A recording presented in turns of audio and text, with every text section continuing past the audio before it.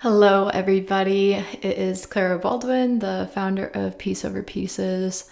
It has been a minute since I have had a podcast, and I'm so sorry for that, but I appreciate all the support in the meantime with COVID and work. I have been really swamped, and it's always been in the back of my mind to do a podcast, but as everything in life, it got put off. So I'm here today with really no notes or any thoughts going in, no planning, and I'm sorry in advance, this is going to be probably everywhere. But I have been putting off telling my own story, and I know I get messages all the time asking what inspired me to start Piece Over Pieces and why am I doing it? And it is extremely difficult for me to sit here and actually begin to tell my story because that's what this episode is going to be based on. It's going to be why I started the organization and what link do I have to domestic abuse. And I'm just going to do a really raw version of this podcast and kind of sit here as if I was talking to, my friend or my family member.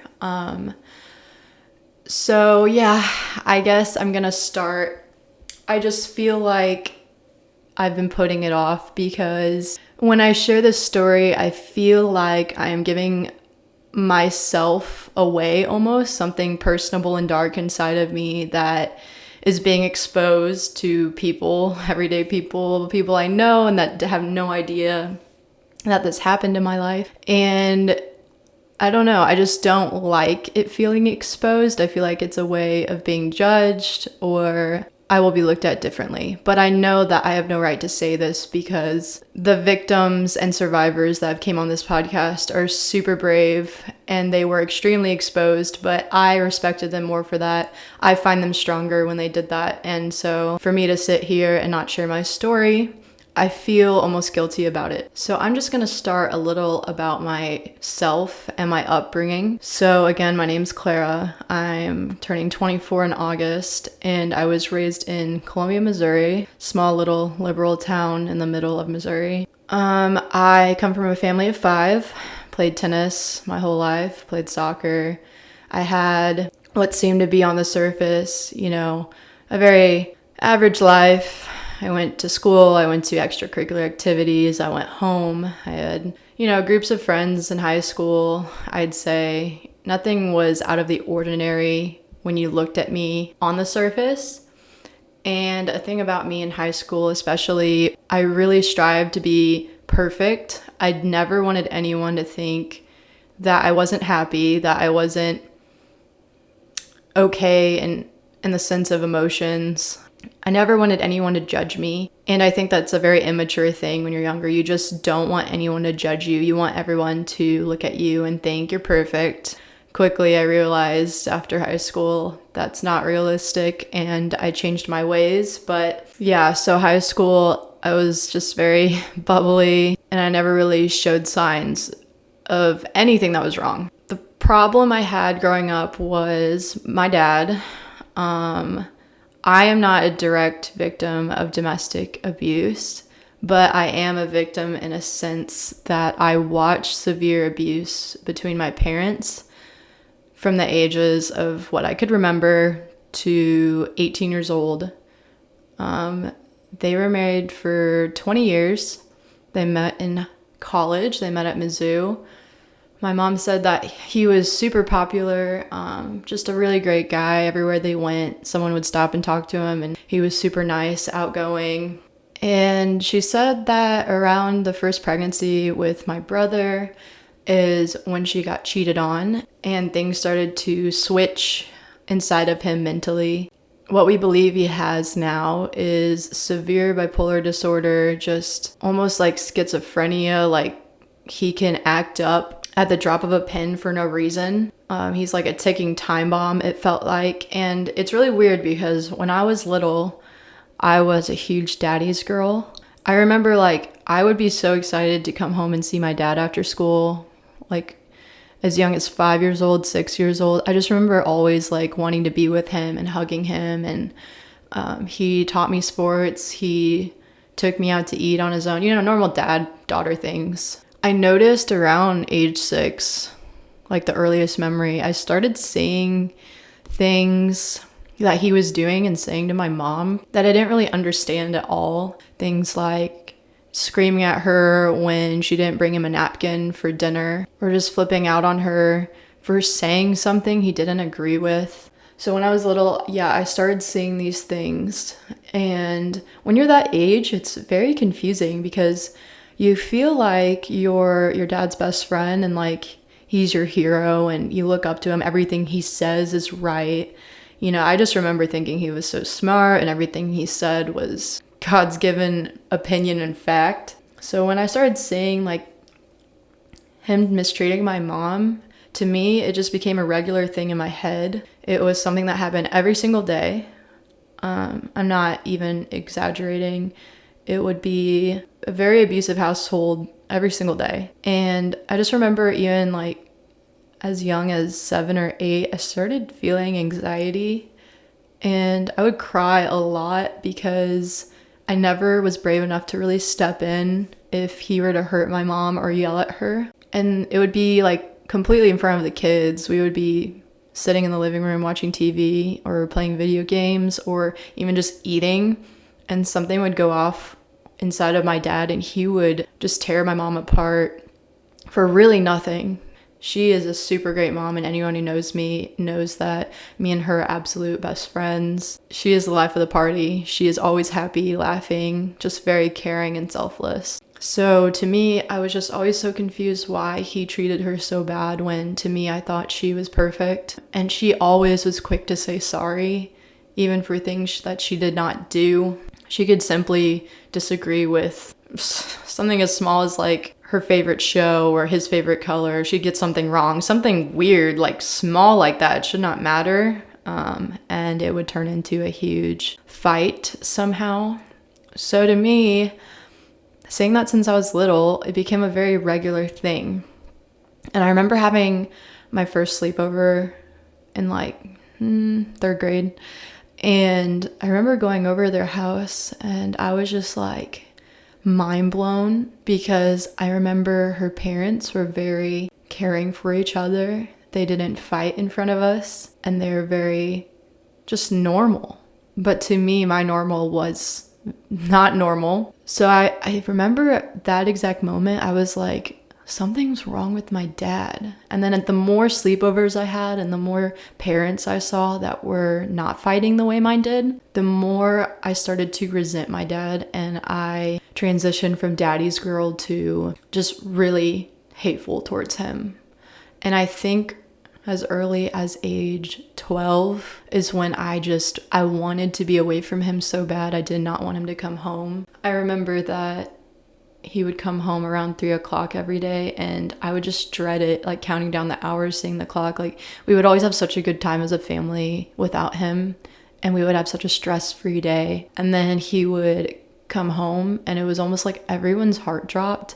Everyone resorted to their rooms and we just like hoped and prayed that nothing would go wrong, but always once a day it would definitely blow up in a fight. And the worst thing about my dad and how he treated my family was he wasn't just abusive towards my mom, it was everyone. He intimidated everyone. He scared everyone. He called me very derogatory terms since I was little. Like I remember him calling me, excuse my language, like a bitch and a cunt, a slut when I was before puberty, which is pretty messed up. But the worst thing about him is that he never had sympathy. Even if I cried to him or stood up to him or I stood up for my mom, he would just put down my mom more and be like, why are you protecting her? She's ugly. She's a piece of blank, you know. He'd call me worthless. Like if you ever stood up to him or disagreed to him, it would turn into probably like a 2-hour minimum fight. And then you just end up having to say sorry and begging for forgiveness so he will leave you alone and not get too mad to the point it's physically taxing. Yeah, so that went on my whole life, really. I remember when I turned 16, I was so excited to get a car, and he was trying to keep me from getting a car because he knew if I got one, I would be able to escape these situations all the time with him controlling us and trapping us when he is abusive. But I worked at some dingy restaurant and bought one finally. I think I was 17. I remember I would always leave, like at 3 o'clock, I would go hang out with friends or do something, and they would have no idea that I was always just avoiding home. But at the same time, it killed me. I felt so guilty leaving my mom in the house without me, even though I couldn't really do anything for her. I just hated the fact that I was out pretending like I was having a great time with friends while she was probably getting yelled at and fighting constantly with my dad. So it was a really hard balance mentally. And then things got really severe, I would say, junior, senior year of high school. My mom was in a very, very deep depression. She wasn't really a human anymore. Like, I remember coming home and she was just very blank, very sad, almost emotionless, drinking wine at as early as like 1 p.m. because she knew by 3 he would be there and she just needed something to help her stress. So I just remember it became like everyday thing where I just sit down with her and she would cry. And I just remember by the time I was 17, I was like, Mom, why have you stayed this whole time? Why do you put yourself through this? I don't understand. I just wanted everything to be better, but I had no resources to make it better. I don't have money. She doesn't have control of money. Everything just felt very suffocating, like we couldn't get out of the situation no matter how hard we tried. And I just remember she would just be like, I wish I could leave. And I would say, I wish we could too. And we'd cry together, and then he'd come home and then we'd go through the same shit every day. But I remember like sitting down one day and I just looked at her. I was like, I don't care what it takes. I know we don't have money, but you just need to leave the second I graduate, because that's when I'm going to leave. And I know that my siblings would be fine too. They're very independent and they would leave as well. So it was a very hidden thing, something that was not talked about around anyone else. It was just me and my mom. And we kind of made this plan that when I graduated, she would leave. It was really sad because everyone's looking forward to, senior graduation. And I'm kind of just anxiety filled, like counting down the days, not to graduation, but to know that like we're actually going to do this and have her leave. So yeah, I just remember that graduation came around. I graduated. I remember my dad wasn't even there. I think I just didn't tell him the date of my graduation. Like at this point, we really fought a lot. Like every time I came home, we would be going at it and I would put myself in danger a lot. But I didn't care at that point. I really resented him. Everything I've seen over the last 18 years, I couldn't take it anymore. And I would leave. He's done things like throw me to the ground, shattered my phone, damaged my car, stole my car. He's done a lot. I can't even list off all of them. But graduation came around. I remember it was me, my mom, all my friends, and then we kind of looked at each other throughout the day knowing what this meant, me graduating. No one else knew. And it was just kind of like this look like we can do this. We're gonna do it no matter how bad it is. Like we knew it was gonna be rough at first. Like there was no avoiding that. So the next day after graduation, I remember waking up and my dad was, he was going pretty crazy. He was confused as to where mom was. He harassed me for like an hour about where she was. And the whole time I said, I didn't know, I don't know. And then he was just going nuts trying to track her on her phone, track her in every way possible by hacking computers. And I don't know, this was nuts. She went to Kansas City and she literally had nothing. She took a bag of clothes and she had, I think, $200 around there. I mean, just looking back on it now, it just baffles me how crazy that was. She had 3 kids, no money, and a bag of clothes, and just her car to sleep in. And I remember pulling aside my siblings and being like, okay, mom left. This is the plan. We need to help her as much as she can before she gets a job in Kansas City, gets on her feet. We need to keep dad away from her. And I remember the next 2 weeks after that was absolute hell. My dad was going crazy. He was stalking her. I think he showed up to the house she was staying at, one of her family members, and he tried telling my uncle, that she was cheating and she didn't deserve to be there, and to let her come with him. Good for my family. They knew that he was a piece of shit. They've never liked him, and completely rejected him. So he kept stalking, going crazy. We called the cops like twice when he tried trapping her into coming back. And yeah, I'm talking about this so casually, but it was about going on 6 years now, so I don't really talk about it in full detail like this. Like, just remembering the details is nuts. But after those 2 weeks, I feel like he was super depressed and angry, but he kind of gave up the stalking. The bigger issue was that my mom was out there on her own without money, and I'm only 18, my brother's 19, my sister, she was 12, I think. We don't have the means to be paying for her, but we all pulled together and we were working and sending her money, and she stayed in motels and slept in her car, and then it was just so hard. It was so hard. I had to go to college eventually, move in on my own. Too much was going on. And I remember getting a text second semester of my freshman year after a hell first semester because all of this was happening. And my mom was like, I got a job.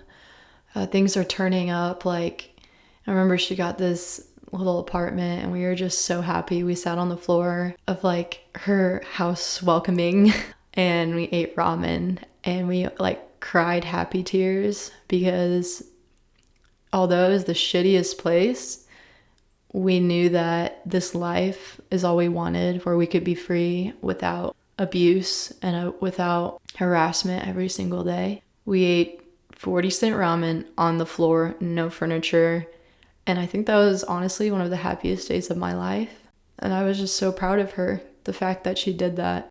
And now, fast forwarding, she has a wonderful boyfriend and a wonderful life. She has, not that materialistic things matter, but the best house and the best car. She's super happy with everything. And it makes me cry all the time. I'll just sit there and think about it and how happy I am that our life really turned out, how much we prayed and wished that this could happen for us, and it did. And I feel so lucky for it. And now I have a great relationship in my life. I have great friends, a great place where I feel like I'm at mentally, and I'm working. I don't know what we did to deserve all the luck that was given to us. Of course, it wasn't easy, but I do feel very grateful. And all I want to do now is just help people who are in that position, because although I talk about it casually right now, like it was more smooth than I described, I know how helpless it can feel. I know how depressing it is. I have never been more lower than I was when my mom left. The hardest part is the transition between leaving and becoming better and making a better life. It's not easy for anyone. So I started Piece Over Pieces to reach out to victims and survivors, and all I want to do is just help raise money for them so that you can get out of that situation. I feel like it just takes a push because there's nothing more suffocating than that. And I think the misconception of abuse mostly is that everyone thinks, why don't you just leave? Why don't you just do this? It's almost frustrating because to think it's that easy, you really don't know what abuse is. My mom had kids. She had no money. She had the routine of being watched 24/7. And I just know like how bad we wanted it, but also how hard it was to leave. And now that I have this life, I just want to pass on, words of wisdom and advice, and I want to help relate to these people. But yeah, so far I've been very grateful for the people who have come on the podcast and reached out in messages. I can't believe the amount of women and men that I've talked to, and I love hearing their stories of improvement and how they left. I think that really makes my whole day when I get a message like that. So yeah, wow, that was a lot. I'm gonna have to go edit a lot because I was everywhere, but that was my story, and I hope it wasn't too heavy. I tried to make it as descriptive as possible, but not too much. So thank you guys for listening, and if you've supported Piece Over Pieces or you're listening to this and you can relate to this story, let me know, send me a message. I would love to talk to you, and if you need help, please message me, and we can definitely arrange something. Thank you.